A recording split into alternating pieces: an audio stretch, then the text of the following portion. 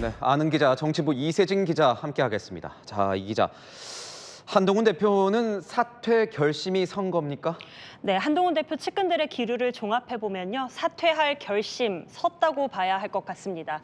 최고위원 5명이 사퇴하고 비대위 체제 전환이 불가피해진 상황이었지만 어제까지는 한 대표 직무 수행하겠다고 했었죠. 대표에게 차기 비대위원장 임명권이 있다라는 주장도 나왔고요. 하지만 결국 한동훈답지 않다. 비대위원장 의결하는 전국위원회는 어차피 친윤판 아니냐고 친한계들이 이야기를 하더라고요. 그래서 결론은 버티는데 실익이 없다라는 겁니다. 그런데 보니까 오늘 오후까지도 이 기자회견 일정에 좀 혼선이 있었던 것 같은데 어떤 상황이었습니까? 네, 당초 오후에 한 대표가 기자회견을 한다는 소식이 언론을 통해서 먼저 알려졌는데요. 사실이 아니다라고 부인하더니 최종적으로 내일 오전 10시 반 기자회견으로 공지가 됐습니다. 한 대표 주변 인사들에게 의견을 구한 것으로 전해지는데요. 사퇴로 방향은 잡았지만 메시지도 중요할 테니 다듬는 시간이 필요할 것으로 보입니다. 돌이켜보면 한 대표 같은 경우에는 작년 딱 이맘때쯤인 것 같습니다. 이 총선을 앞두고 비대위원장을 맡으면서 정치권에 발을 들이지 않았습니까? 맞습니다. 이미 대통령 최측근으로 관심을 한몸에 받았었죠. 한 대표는요. 작년 이맘때쯤인데요. 총선 치를 국민의힘 비대위원장으로 정치권에 등장했습니다. 한 대표의 정치 1년, 그야말로 윤한 갈등의 1년으로 돌아볼 수 있습니다. 총선 때 공천 갈등으로 대통령에게 사퇴 요구 논란 빚었죠.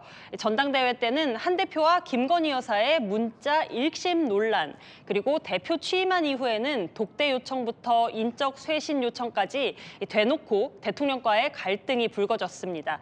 윤 대통령 계엄령 선포 직후 그 누구보다 빨리 탈당하라, 제명해야 한다 했고 또 조기 하야 퇴진 로드맵에 탄핵 찬성까지 꺼낸 것도 모두 한 대표입니다. 설명을 들어보니까 이 윤한 갈등이라는 게 계속 이어졌군요. 이 윤한 갈등, 윤 대통령 탄핵 소추안 가결로 뭔가 정점을 찍은 것 같습니다. 맞습니다. 어제 탄핵안 가결 뒤에 열린 의원총회에서 그 갈등이 정점으로 폭발을 했는데요.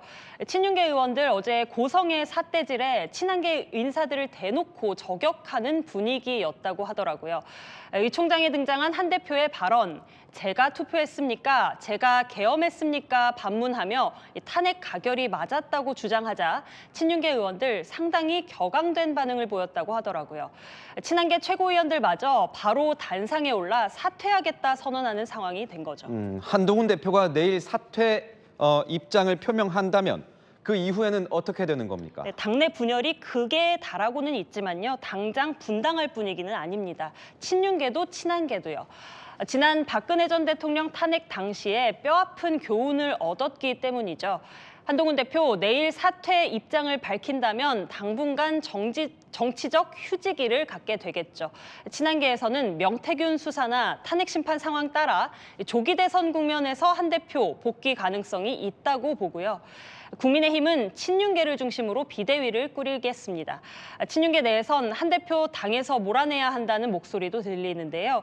새 비대위 체제가 들어서면 한 대표에 대한 출당이나 제명 조치가 이뤄질 가능성도 제기됩니다. 네, 국민의힘 상황 계속 지켜봐야 될 것 같습니다. 지금까지 아는 기자였습니다.